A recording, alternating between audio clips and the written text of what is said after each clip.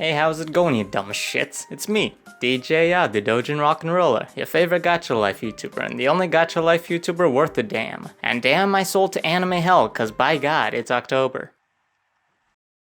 The season of screaming, the timing for dying, the month when I cometh. Fuck. All of these festivities and more because October hosts the year's best holiday. A day haunted by ghouls and goblins. An evening full of scares and spooks and sweets. You know what I'm saying. What other day can I be talking about? It's Canadian Thanksgiving. Shit. And just like that, I can't keep up with seasonal deadlines. And you know what? That's gonna be my last joke referencing Daddy. Demo. I need to come to terms that he's never coming back, and I need to grow up and become my own man. Anyway, since I totally missed out on that horrifying holiday where I'm forced to spend time with my family, I guess I gotta make a video around Halloween, cause what other day can I theme this video around? Unless you count National Pet Obesity Day, National No Bra Day, National Coming Out Day, World Mental Health Day, National Kiss a Wrestler Day, Leif Erikson Day, National Nut Day, National Fluffernutter Day, and add any other bullshit celebration from nationaltoday.com to the list, cause no one gives a shit. Halloween is the only thing that makes October special, and with so much horrific and ghastly imagery accompanying the season, then how about a video on Ero-Guro? Cause that's what gacha life YouTubers do, right?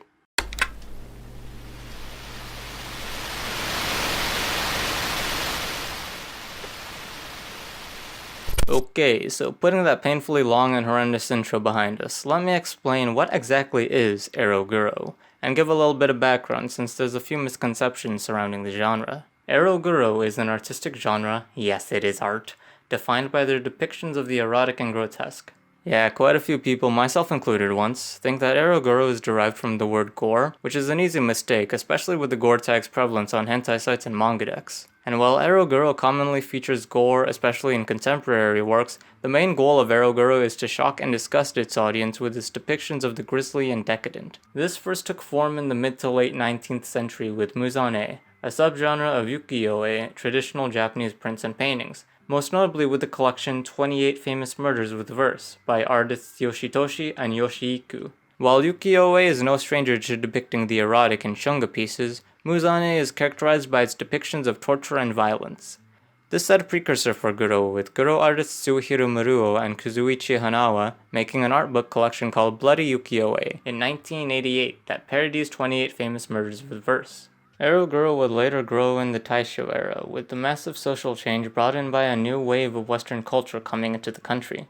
With this new generation embracing more modern ideals came the rise of hentai sayoku erotica, which would later evolve into modern hentai. This led to a new boom of Ero-Guro, which mostly came through literature, most notably through the works of author Edogawa Ranpo, whose macabre mystery stories being the first big instance of Ero-Guro utilized in a narrative. This led to a new term being coined, Ero-Guro Nansansu, with Nansansu coming from the word nonsense, and it's used to describe the nonsensical and absurdist nature of these new Ero-Guro stories. I should also stress Ranpo's prevalence in the genre. Not only is his namesake used in Bungo Stray Dogs, but his writings put Ero-Guro stories on the map, with many of his works later being adapted into Guro films and manga. The Ero-Guro movement would slow down in the following decade though, due to the government enforcing censorship of Ero-Guro material, labeling such work as obscene. This pushed Ero-Guro content to the underground literature scene, but this didn't stop the government from banning many of these titles. Ero-Guro would remain dormant in the following decades, up till post-World War II, until Guro started to come back with erotica pulp fiction, as well as softcore pornographic films, or the pink films as they're called in Japan. This renewed interest in erotica would eventually make its way into manga, but it would also make its way into other media such as music and visual arts. But I ain't got time to cover all that, so I'm just gonna focus on manga. It's hard to generalize the genre since Ero-Guro has become a sort of umbrella term that covers multiple forms of media, but common motifs include sex, violence, sexual violence, murder, death, torture, sadomasochism, bondage, scat, and historical settings. Most would associate Guro today with schlock horror and highly paraphilic hentai, and those do make up a lot of Guro content today, which leads to a lot of people simply disregarding the genre as deviant porn. But in this video, I would like to explore Ero-Guro manga more as an art form by going through some classic Guro mangaka and their different works and styles. For now, let me focus on the Ero-Guro specialists, starting with Suehiro Maruo.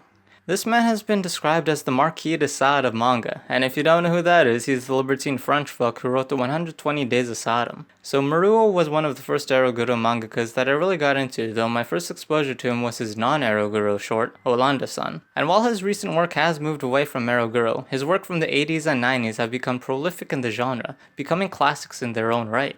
Most of Maruo's work is set in the first half of the 20th century, and they paint a drab and depressed era, with common visuals being World War II, circus sideshows, German expressionist cinema, as well as inspiration from the works of Edogawa Ranpo, with The Dancing Dwarf, The Caterpillar, and The Strange Tale of Panorama Island being adaptations of Ranpo's work. While most of Maruo's work seem non-didactic, you can find recurring motifs and themes of war and human nature, though these tend to be explored very subtly and in an abstract manner. This leads to most of his stories being confusing, with the nonsensical and sometimes incoherent plot and poetic narration being unclear at times. This can lead to some of his work coming off as pretentious, but I still find them to be interesting at the very least. I really think there's something artistic with Maruo's work. His anti-war messages are obvious, but there's something with his short stories that I think need a deeper analysis. For example, in DDT, one of his earliest collections, there's a lot of introspective material that isn't entirely explained.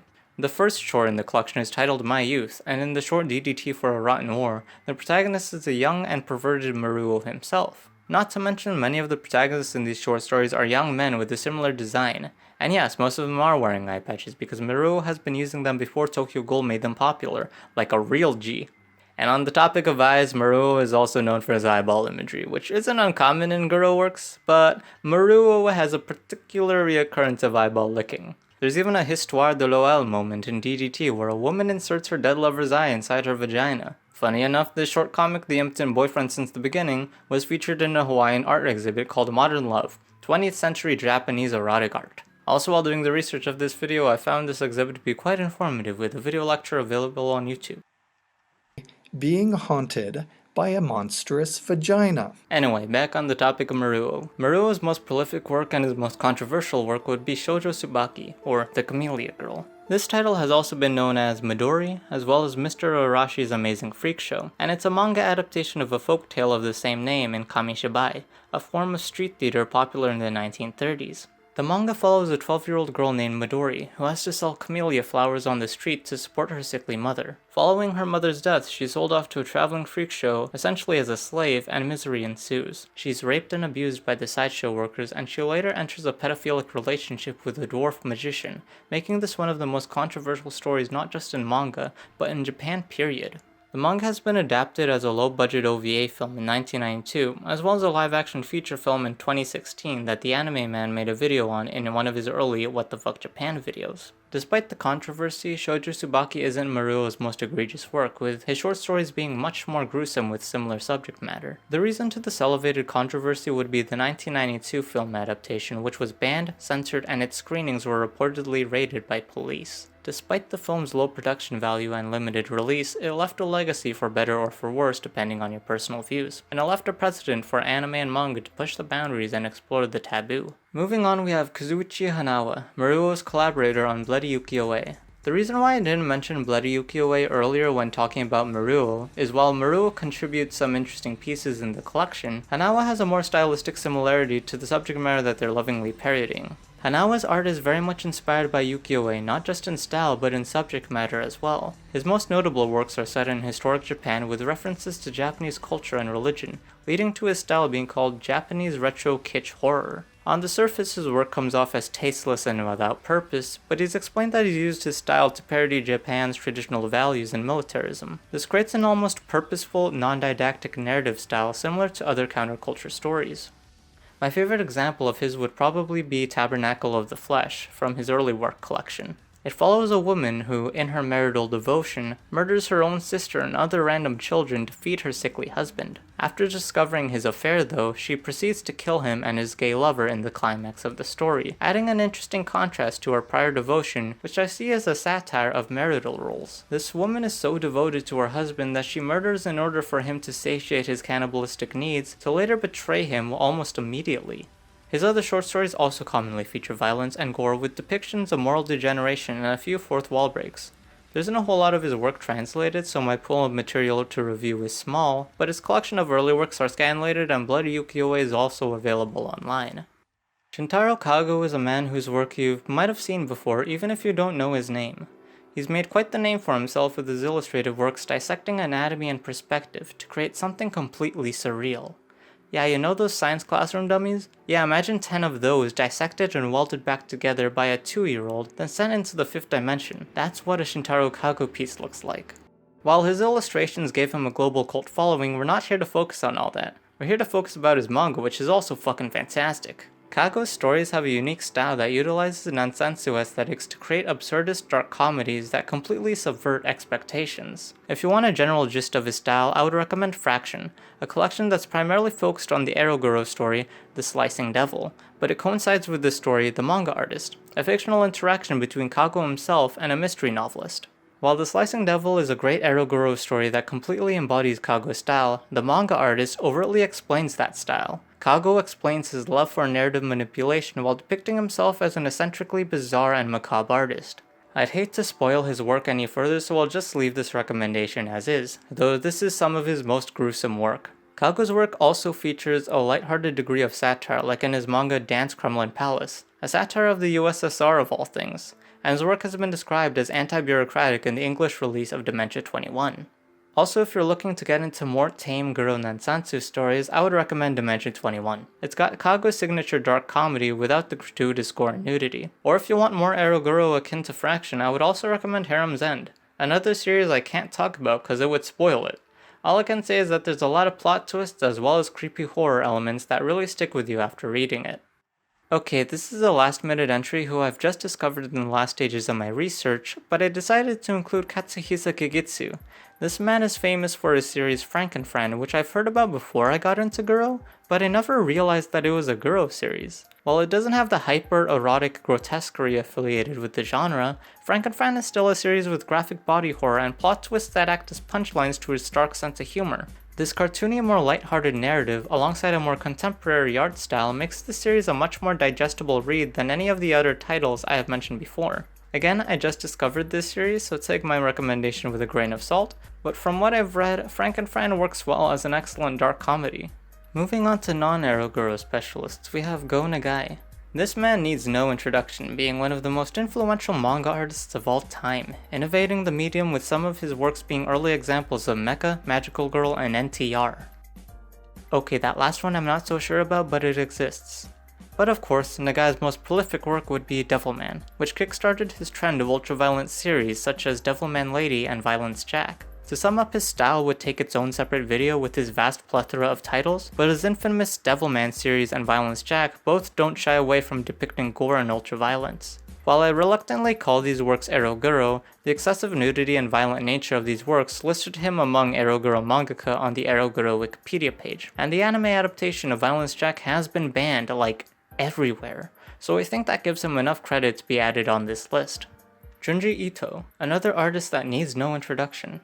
His horror stories have skyrocketed to fame in recent years, making him the most globally renowned mangaka mentioned in this video. Many of his manga have been officially licensed in English, Uzumaki is getting an anime adaptation collaboration with Toonami, and you can even find his art printed on t-shirts at Hot Topic. That's how prevalent his work has grown in the West. Anyway, his work is very much horror focused, and I reluctantly call him a Guro artist, but he's listed as one on Google, so that's gotta be true. But the reason why I don't consider Ito's work as Guro is because it lacks the decadent and sexually uncanny nature of the genre. Ito does have some similarities though. His dark art style and nonsensical body horror bear similarities to Guro Nansansu, though Ito's style steers towards a more supernatural Lovecraftian type of horror. Despite my reluctance adding him to this list, I really am a fan of his work, even if the Hot Topic kids are now his fans. His imagination is like no other, and some of his stories really stick with you, especially some of his one-shots like Shiver, Enigma of Amigata Fault, and Ninganis. Oh yeah, I should also mention that his well-known one-shot Ninganis is an adaptation of Ranpo's short story, one of his least grotesque stories but still very unsettling. Also, Ninganis is the name of a J-rock band. I just gotta say they're pretty metal.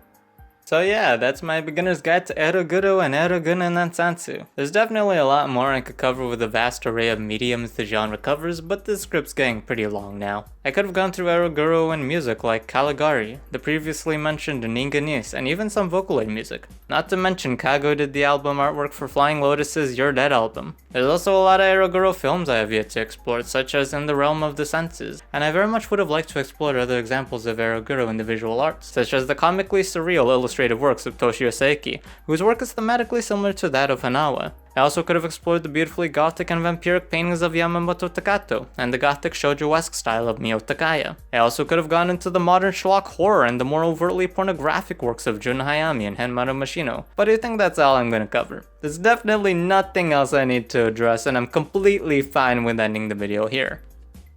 Ah, fuck. Okay, while revising the script I noticed I may have sugarcoated this. And with Ero-Guro, that's like decorating rainbow-colored fondant onto a piece of shit. And this was entirely unintentional. I just unironically enjoy the works that I've mentioned thus far, and I do see them as art. I mean, if people are writing essays on the metaphors in Histoire de l'Oel, then why not do something similar with the works like Shoujo Tsubaki? You see, I've always viewed Ero-Guro as a form of counterculture with elements of surrealism, but I'm also not going to deny that Ero-Guro has some of the most appalling and detestable visuals out there. And this is made most apparent in Ero-Guro Doujinshi. Also, I'm gonna have to plug in this disclaimer again because I can't stress how egregious this shit is. I'm talking about all the paraphilias. Pedophilia, necrophilia, biastophilia, acrotomophilia, scatophilia, omorashi, sadomasochism, mutilation, bestiality, vor, and any other bodily distortion you can think of. It's probably been in a Guro doujin. Nowadays, when someone hears the word Guro, they immediately think of the gore tag in popular doujin sites. The genre has become so infamous to the point where it's become a sort of test of courage to view this sort of content, with anthologies like Hell Season and 228922 gaining internet notoriety.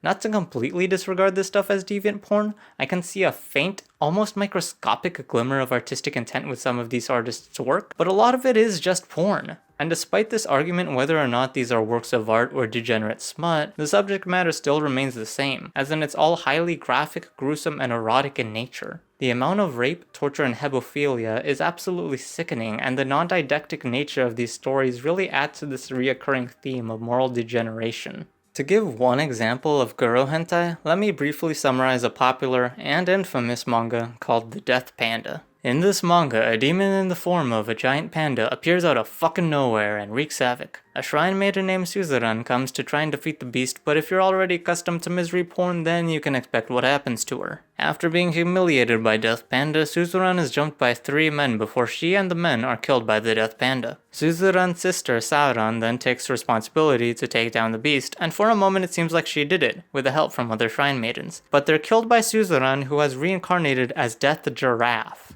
More porn ensues, and the story ends with Suzerain with the others killed by Death Panda, reincarnated as different demon beasts. I can't believe this story you're telling me. It's macabre. Yeah, I should also mention that this is one of the more tame and mainstream Ero-Guro hentai out there, clocking in at only 9 tags on N hentai compared to the entire walls of tags common in other Guro doujins. Yeah, despite this book containing common Ero-Guro fetishes such as gore, mutilation, and even achromatophilia, this book lacks the scat, piss, and necrophilia common in the more egregious Ero-Guro titles. And when I say this is a more mainstream example, I mean it's featured on the richest list called 15 messed up manga series that are really bad.